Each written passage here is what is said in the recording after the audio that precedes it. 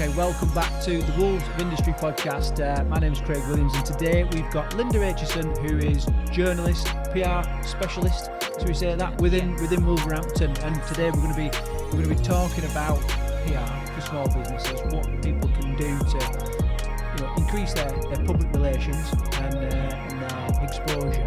Wonderful, thank you.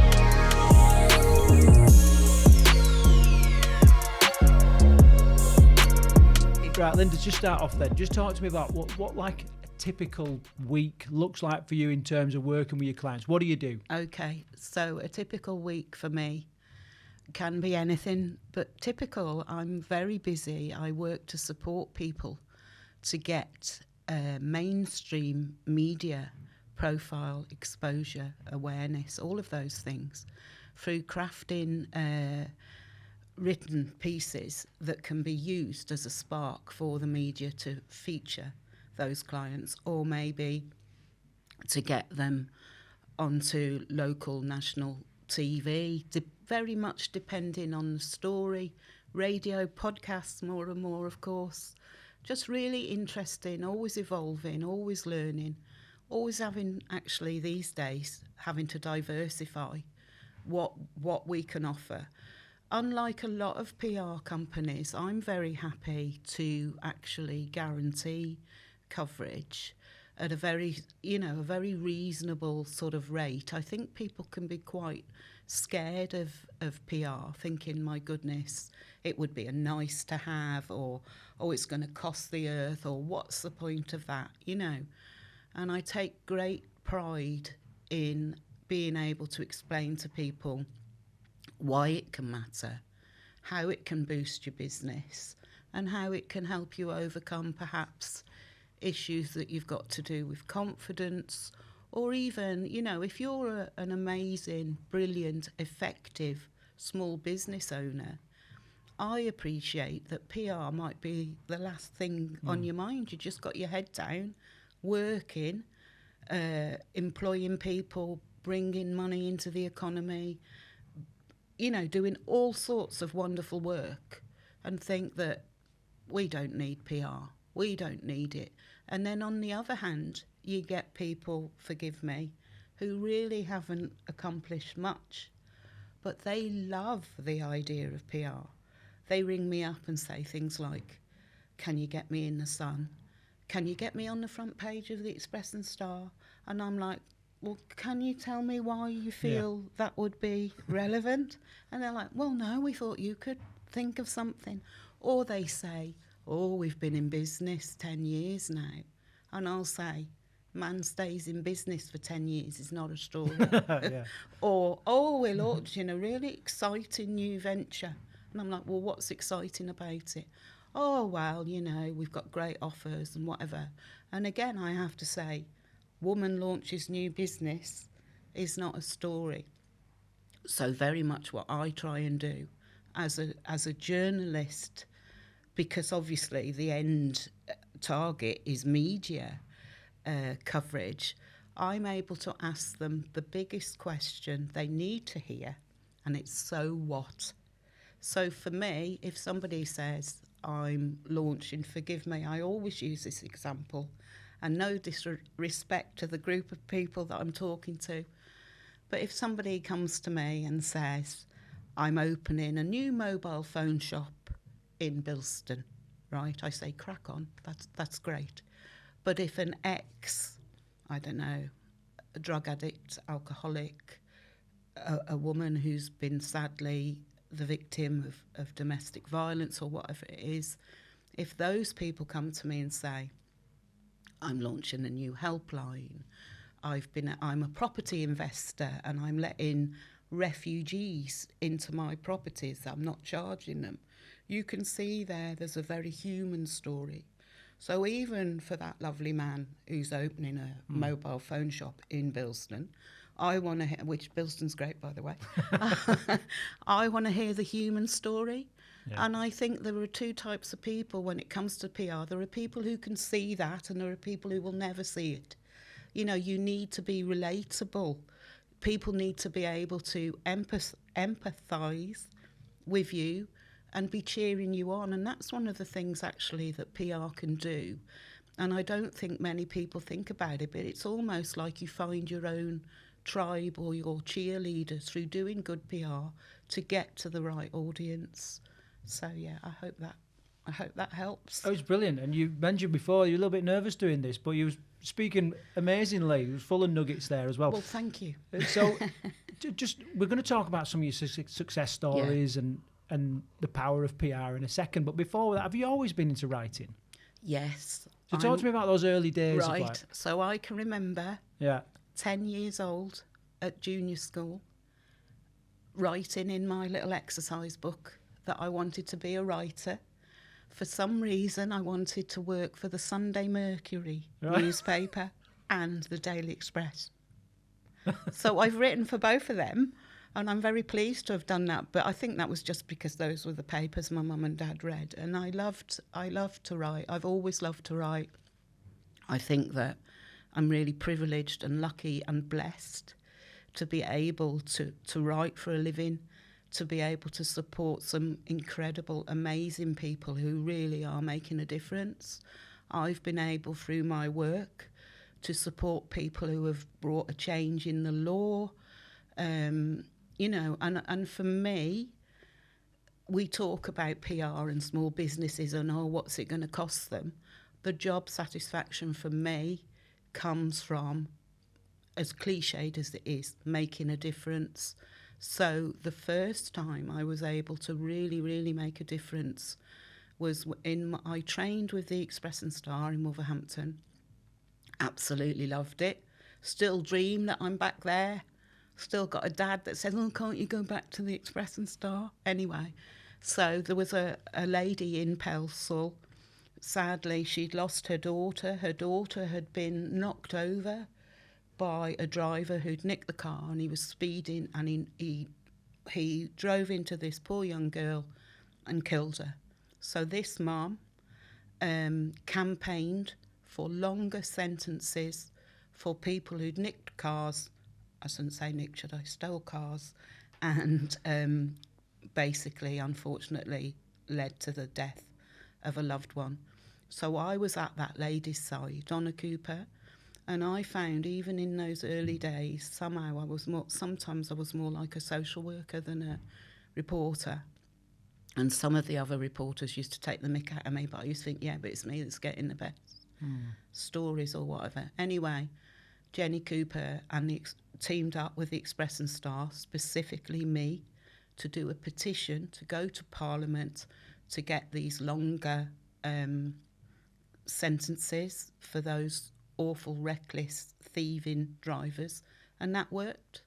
And the buzz of being able to be so closely involved with something like that has always driven me.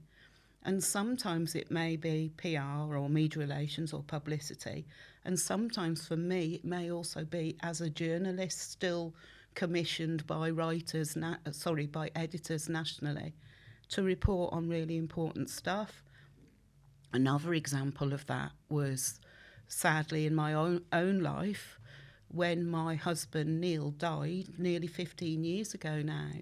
He had the most, I hate to say it, but he had the most disgraceful treatment leading up to his last days in a local hospital. I went on a good few sort of flagship ITV, BBC, Sky news programmes to talk about the reality of what that was like for our family, how vile it was. And I did that in conjunction with a lady who was the head of she was the head of Marie Curie Cancer Care, and there was a campaign about getting more dignity for dying cancer patients. It's really not an easy subject.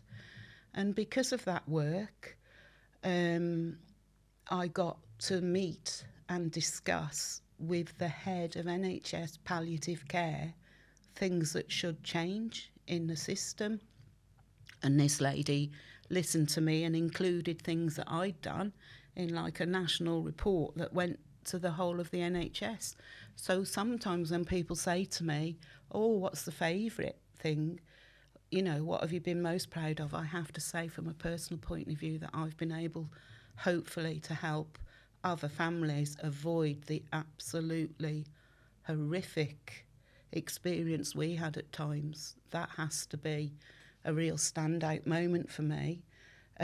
With charities, in the pandemic, a new charity came to us called Hampers for Heroes, and they wanted to raise money for really hard-working doctors, nurses, who were so worn out. And you think back now about all the PPE scandal and all of that, and they were so shattered after doing these round-the-clock shifts.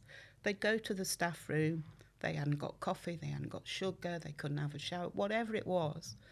So they wanted to get money in to put an end to that. Because we'd got the know-how of how to work with the Press Association, we were able to put that out nationally. So we're talking about BBC, we're talking about lots and lots and lots, dozens of local paper reports throughout the country. We're talking about, you know, Amanda Holden on whatever radio she's on, and then the other one, you know, the big celebrity-led stuff, again, TV news programmes and so on. And from that, with all of their wonderful work that they were doing, and with us supporting them on the PR side, they raised £100,000. And I obviously, again, I was just delighted.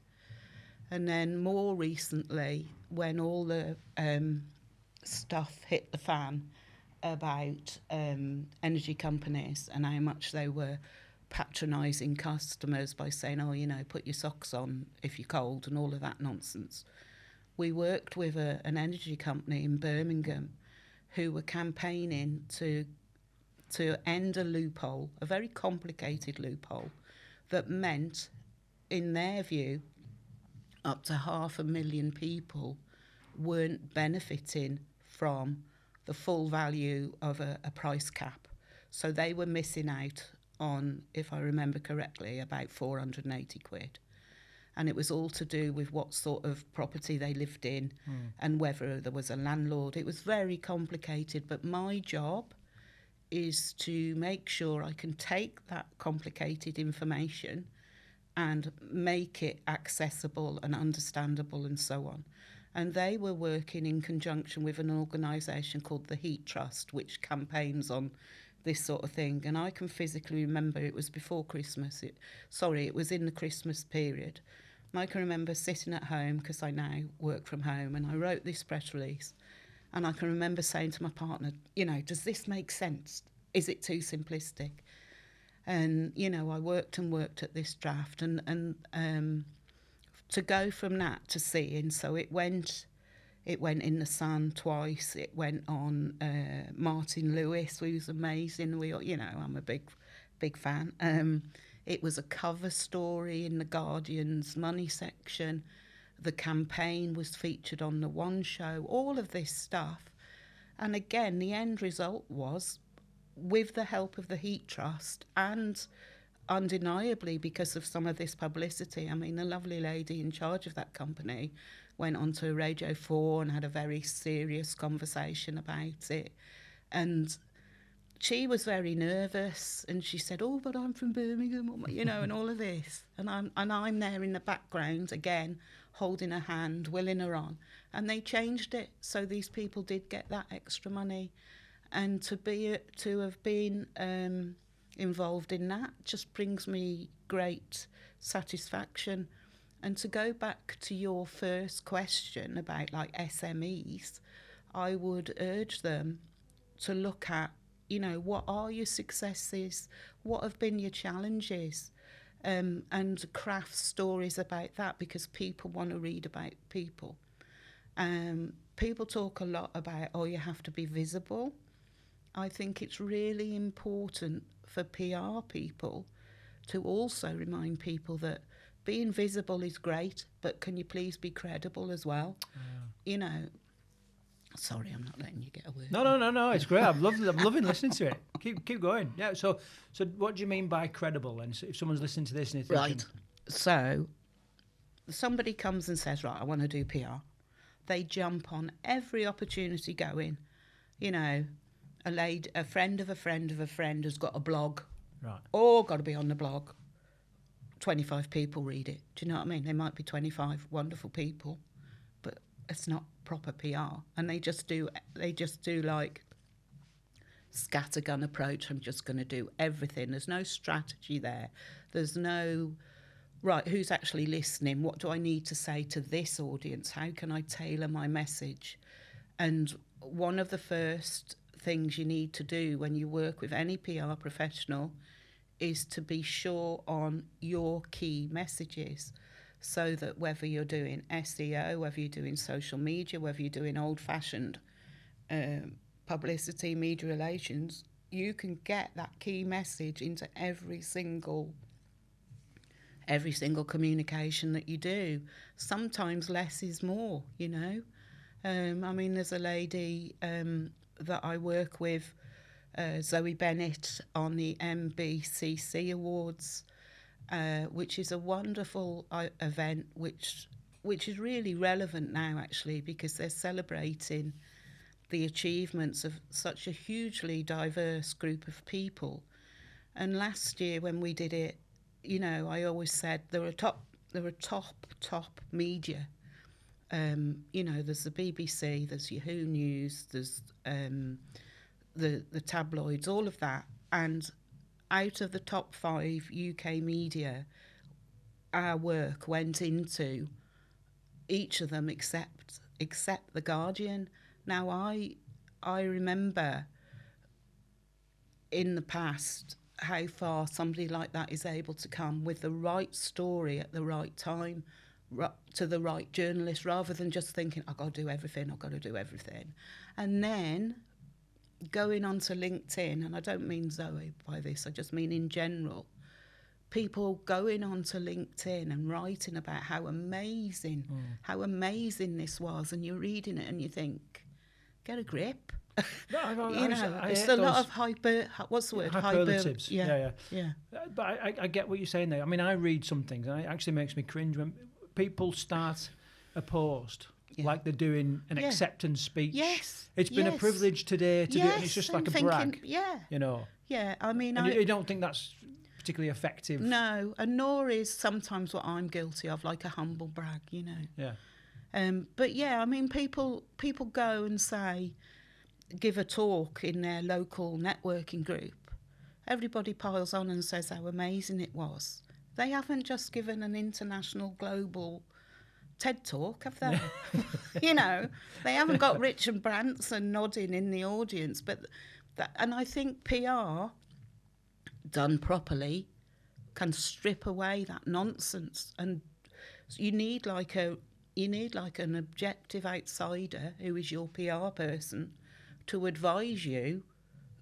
You know, take it slow. You don't have to fake it until you make it. If your company is employing people, creating new jobs, campaigning on the environment, boosting the local economy, all of those things are good enough. Good work speaks for itself, and editors, TV, radio, newspaper, magazine, want to hear those success stories, but they want to hear it in a way that comes across naturally. And there are certain sort of formulas that you have to follow to do that, to write in that style, and certain questions that you're always going to ask. And some people can't get their heads around that, because I'll always have to say to someone, oh, how old are you? And they're like, oh, what do we need to know that for?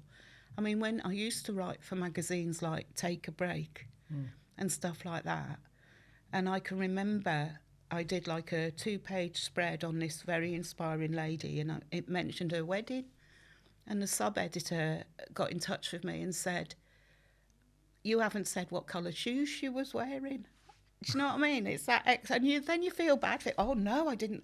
But you know, that's the level. If the aim is to write copy that begs no questions. Yeah. If I write a press release that leaves out certain information from a developing conversation, then it's just going to stay not used. So I have to cover, and I'm able to say to people, look, if you say this, the journalist will want to know this. And if you feel you can't say it, we need to tell them why. Yeah.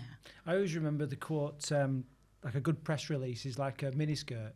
Have you heard that? No, I've Right, not. and the quote is, it should be long enough to cover the essentials, but short enough to create intrigue. You know Yeah, what I mean? oh, So yeah, it's- okay. And that's, you know. Yeah, there's a very unpolitically correct way of describing PR, which was coined by a very sort of big PR guru called Mark Bukowski, and I don't mind repeating it. So what they say is, a man goes to a party, he sees a woman he likes the look of, so he gets his mate to go up to her and say, oh, what? Have a look at my mate.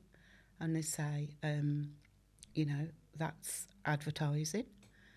And then the next time he goes to a party and she's there again, so he goes up directly himself and says, look, I'd love to take you out, or whatever it is. And that's marketing. Next time he goes to a party and this lovely, enchanting woman comes and slides up to him and says, oh, I've heard you're an amazing man, a lovely man. And that's PR, because you've set the scene, you've laid that foundation so people can come to you. Your reputation precedes you, the awareness precedes you. And the other thing that PR can do, and sadly I've got involved with a fair bit, not my favourite thing at all, is so-called crisis PR. So, when a local hotel has got Legionella, or, when sadly, dreadfully, a college is having to deal with an employee who's been faced certain charges or whatever it is, you need, or is restructuring.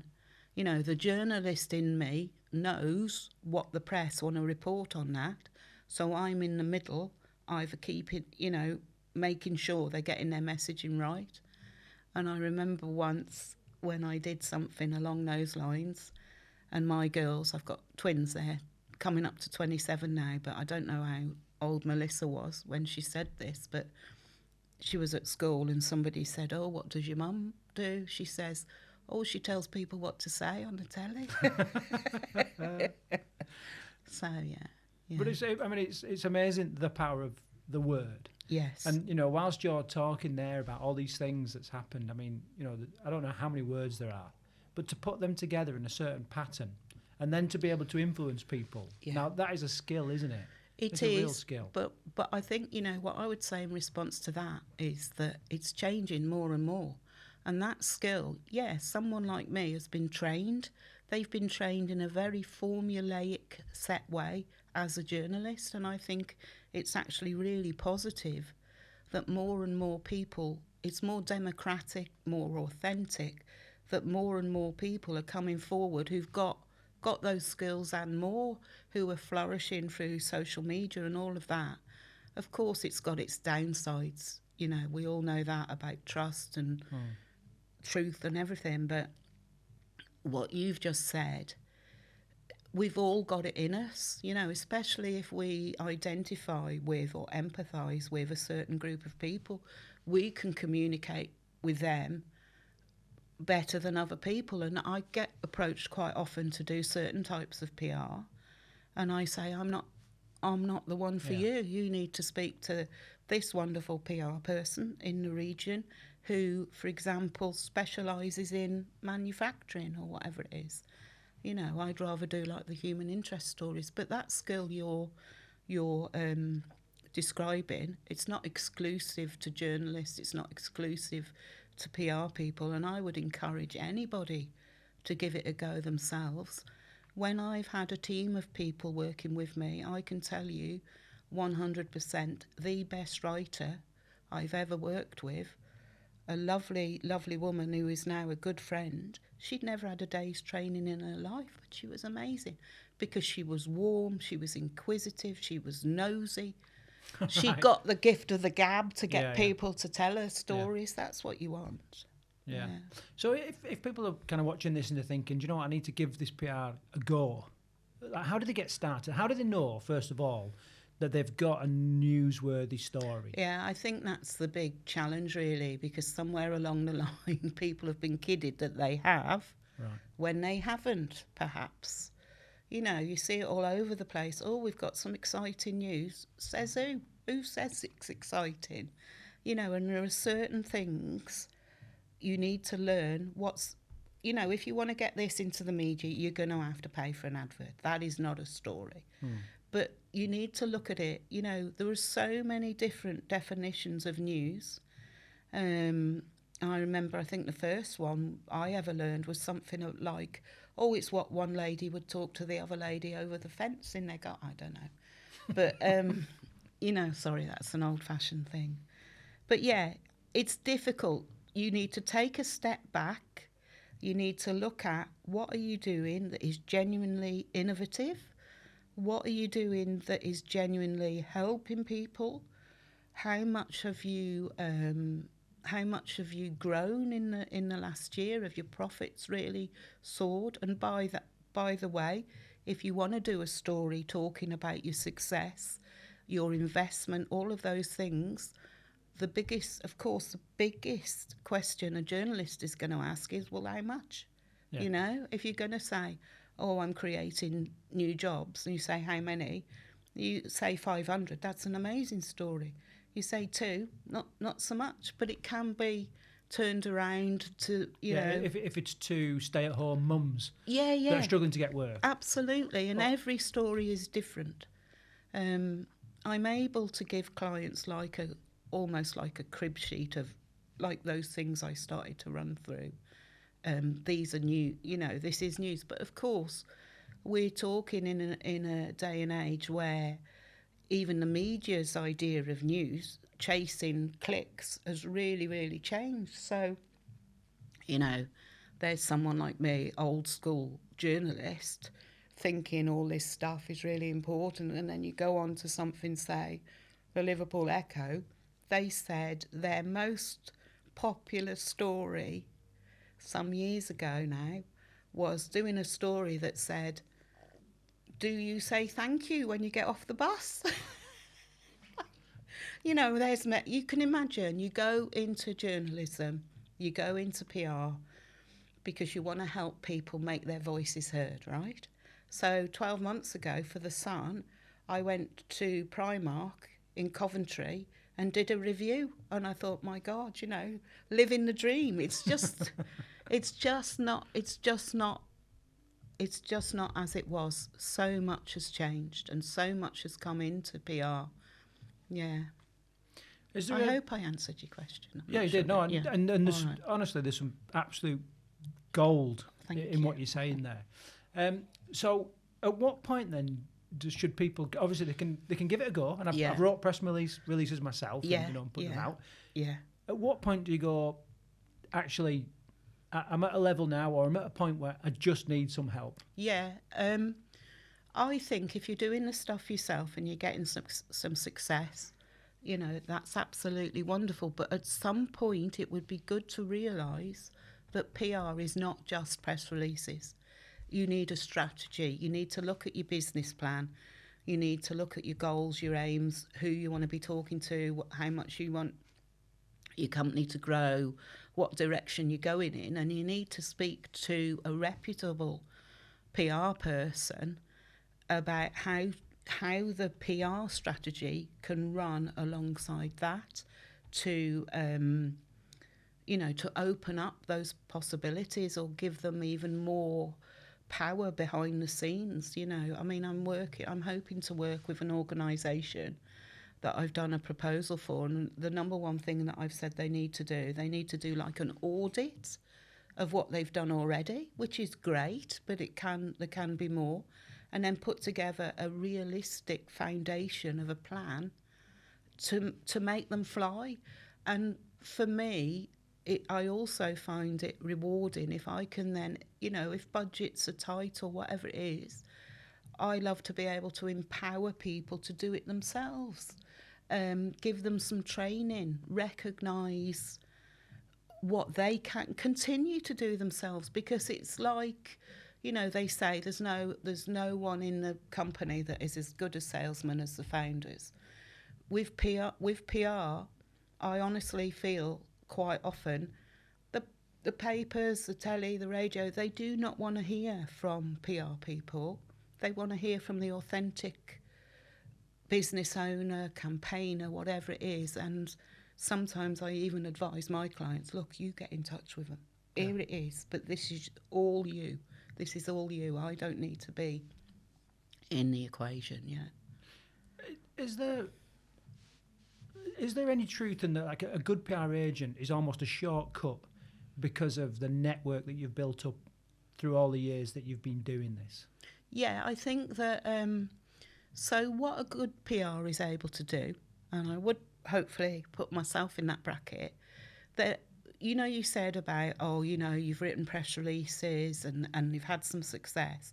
A good PR person should be able to look at the story and tell you confidently, well, that story you need to go to the radio with because of this. That story, do you know what? That's national. We could get a good showing with that in the national press, honestly. That story is like a picture for the local papers or whatever it is. That one, share it on socials, you know, and always make it all tie in together. So I could take one story and do various different versions to make sure they fully fit the audience where it's going. And by the way, don't just think the only target is the media. You know, get it out there on your socials, use it when you're networking, present a united front of communications that all fit together. And I think you have to be really careful if you're going to a PR agent. Always ask them, what have you done in this sector before? I've got a new client who's coming aboard hopefully in November. Very ambitious, young woman, entrepreneur. I hate that word, sorry. Why? Sorry. How come you? I don't know. I think when you train as a journalist, you just cringe at some certain words. things because, you know, it's like people who call themselves the CEO of one. Yeah. You know, which is great and fair play to them if that's what they want to do. But journalists are brought up with cynicism, with scepticism, with a so what mentality. And that's what they, that's what they're trying to get through to get them that media coverage. But this lady who's come to me, I've worked with her before. I've quoted to do a one-off press release for her. And in the course, before she spoke to me, she spoke to other PR people. I don't mind, because she's dealt with other PR people in the past. And one of the PR people said to her, well, what you need to do 6 months of preparatory work. Right. I want you to pay me £2,000 a month. And after 6 months, your story will be ready to be told. And she's come to me and I've said, I'll cost you this, a fraction, obviously, of what this other PR company said. And I can now take her words and I can upload, as anyone can, I can upload directly to some digital systems, CRM systems for the regional press. Or I can email or ring friends and former contacts, and that goes back to what you were saying about the network, and say, look, what do you think of this? I think, and they'll come back and say, oh yeah, love this, we'd like to do video. And that, because then that's not about the time you've spent on it, it's about the fact that you know these people and you know how to present information that they're going to look on kindly. And of course, it's not always going to work, but you're still professional. You still know what you're doing. It might just be the wrong time, but you're on their radar, and you can. It's all about building relationships. But if you've got a really good story, it doesn't matter if you fax it to the cleaner in the office. They'll start talking, and the good story will tell itself. Yeah. Is there any mileage in, like, all coverage is good coverage? No. Right. Can I tell you my best No, example? please, yeah, do. My best example of that. Yeah, head's shaking already. Yeah, so I was working with a nightclub in Birmingham Right. on the launch. It was the week of, I can't believe I'm going to say this. It was the week of Gary Glitter Right. being on trial. Okay. The club had booked a Gary Glitter tribute for the opening night. And I'm like, no, you This really is one don't. of those like car crash moments where I can't help but Yeah. help but And I'm listen. like, no, you really don't want to do that. And they're like, oh, yes. And they actually said to me, all publicity is good publicity. And I'm like, see You ya. don't want to And I ride on the walked back of that. away. I walked away. And I don't know how they got on, but I could not be associated with that. And I, you know, another one, I went to, here's a big one. Right, I can't believe this. I Pull up a chair. went to see a company in Telford. Right. A lovely lady who's like a marketing agency had took me in to talk about, like, you know, everyday sort of positive publicity about this company.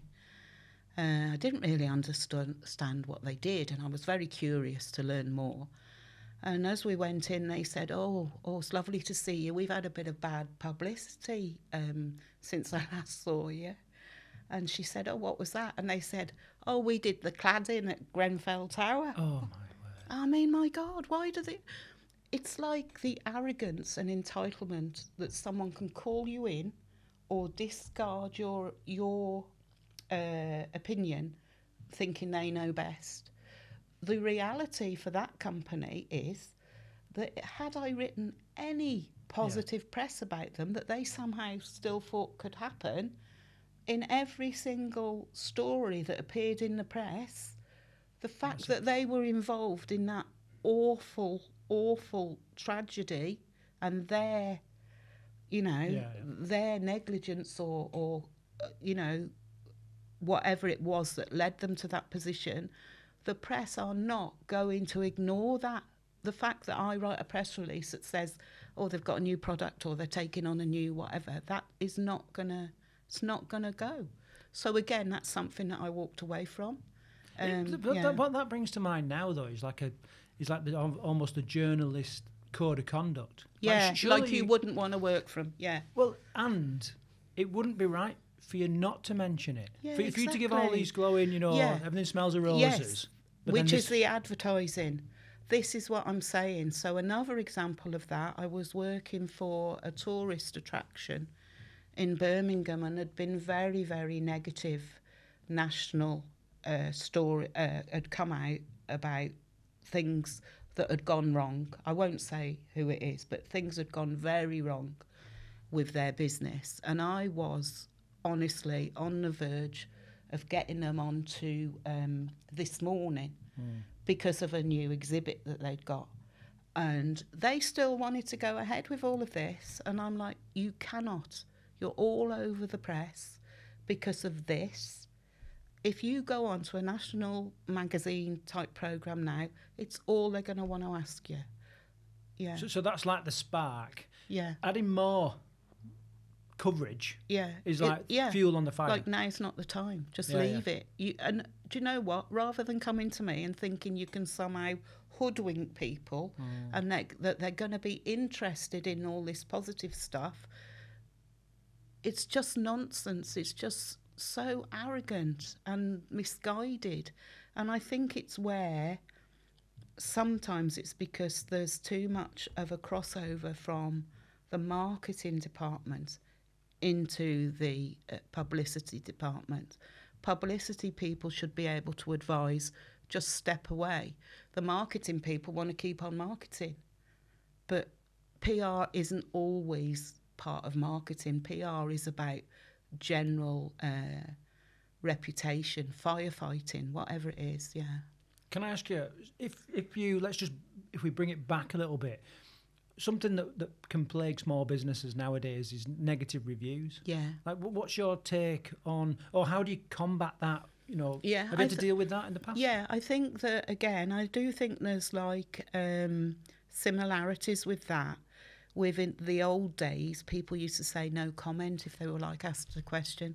I think the worst thing you can do is just ignore it. I think, you know, to use a bit of a buzzword, you need to be transparent. If you've got things wrong, you need to put your hands up.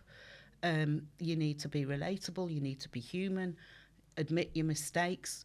And I think it's really interesting, actually, and it's really fun sometimes when you see these people who've given really negative reviews, and then the owner really takes ownership of it and comes on and gives a really human, funny, warm response that basically says you're taking the mick. You know, I think that you need to take these things head on. I think the dangerous thing is with TripAdvisor and Google reviews, I don't think quite often you can trust them, because sometimes they might be a competitor slating them because they want them to go to their restaurant or whatever it is, or it might be a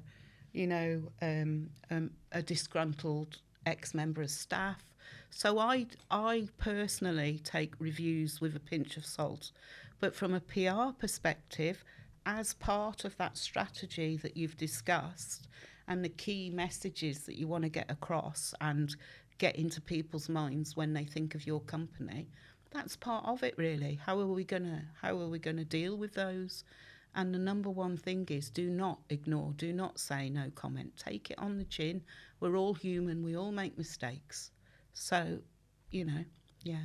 Yeah, I mean, I've had it a couple of times in a previous business. We used to run retreats. Yeah. And one time we had a lady turn up, and so it was like, what's your name?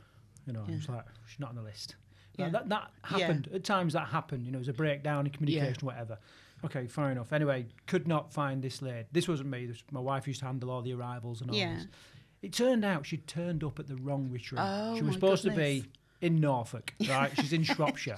Norfolk, so you can imagine she was like, well, have you got a room? And we're like, no, because you haven't booked a room. You paid someone. Yeah. Anyway, blah, blah, blah.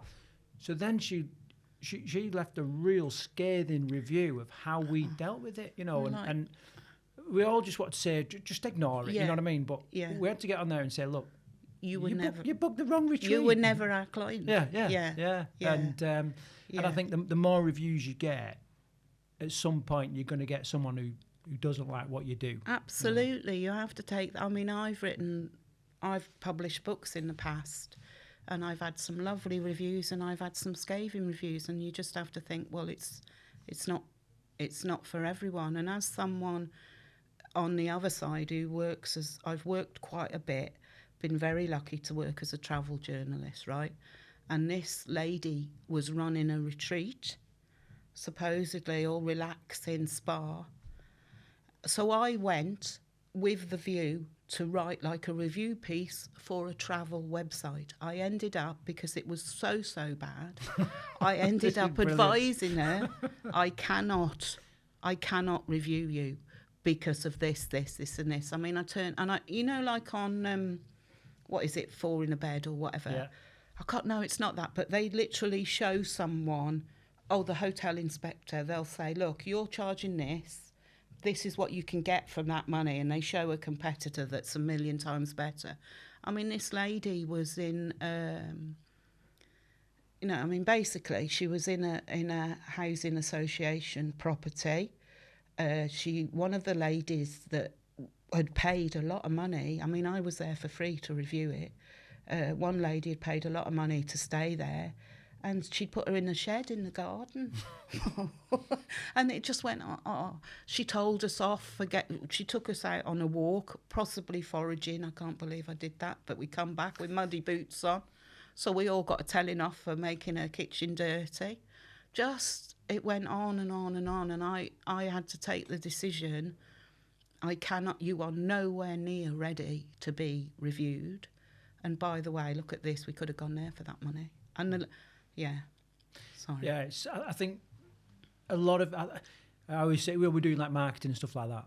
I always think the best marketing you can do is just create a really good service. 1,000,000%. And the best PR you will ever get is word of mouth from those wonderfully happy people who've experienced that fantastic service. I mean, there's an example of that for me last week. I was in Menorca with lovely friends, and we went on the first night, we went to this restaurant, and they turned us away because they were so busy. And we went back twice and ate there, and it was phenomenal. And of course, they were number one on TripAdvisor. We didn't look at TripAdvisor until we'd been, and we were just saying exactly that. They've just created the right atmosphere. They've got wonderfully helpful staff. The food was beautiful. It's almost like, and I mean, I don't know if other PR people would say it, but of course they don't need PR, do they? Because they're doing everything. And the actual definition of PR, public relations, they're ticking every box with what they're already doing. They don't need someone external coming in. Yeah. Linda, I've loved listening to your stories. Honestly, I could sit here for hours listening to your little stories. But listen, how do people like work with you? How do they find you? So I'm on LinkedIn quite a lot, and they're very. There's a picture there of my younger, slimmer sister, and they're very welcome to catch up with me on LinkedIn. My website is at nurturemedia.co.uk. I've also got a website all about my journalism. But yeah, drop us an email or find me on LinkedIn. And thank you ever so much. I do hope that I've let you get a word in. No, I loved it. We're not done yet. So if someone was to get into what like the first stages, what goes on? So what I would love to do, I love to meet people face to face, so that we can get a real honest impression of each other, rather than doing a Zoom, rather than an email exchange. We sit down, we have a chat. I ask them about, right, what do you want to achieve with your PR? And we talk all about their business, all about their organisation, their aims, their goals, what they're proud of, what challenges they've had. And that gives me a real idea into the soul of what they're doing. And of course, I'm called Nurture Media because then I can help them to nurture their journey into PR, into socials, whatever it is. Yeah. Brilliant. Okay. And just in the interest of transparency, one of these buzzwords. So how does a PR agent get paid then? So, what is the commission structure? So what I do, I have different packages if I'm going to get like a retainer client, which is the ideal. So it might be they need some media training, they need press releases, they need what people call thought leadership. I mean, for God's sake, thought leadership, do you know what I mean? For me, that means writing something good. But, so that can be like a package of a monthly fee, a bit of everything to help them on their way. Or they can do like a one-off press release, working with me, that's got a set fee. Or I can support them as like a mentor or a trainer, and they pay accordingly. I am someone who very much tailors my prices to the client rather than going, it's this and I'm not budging on it. Because as I said, I would rather be doing the stuff that's going to be making a difference than shouting about somebody perhaps whose business may be doing well but isn't a great human being. I said it. Last one. Yeah, go on. The funniest. What's the funniest kind of... Oh, God, you made me go blank now. You made me go blank. Or perhaps the most enjoyable. Definitely the most enjoyable has been stuff where I've been involved with travel businesses. So I've been so lucky to visit some amazing places. I mean, I've literally cried sometimes and thought, how the hell did I get here? I'm on a podcasting studio in Wolverhampton. Well, yeah, absolutely. It don't get better than that, Craig. It don't get better. So, yeah, absolutely. I know I've got some really funny ones. I wish I could I've just gone completely blank, Well, perhaps you'll share that on your own website. So, yeah. Thank you. If you are interested in getting a bit of assistance with your PR or coverage on whatever form of media, then make sure you head over to nurturemedia.com. .co.uk. nurturemedia.co.uk and take it up take it up from there. So. Oh, thank you. Thanks, Linda. No, thank you. Honestly, I've really enjoyed chatting to you. It's been brilliant. I better update your website.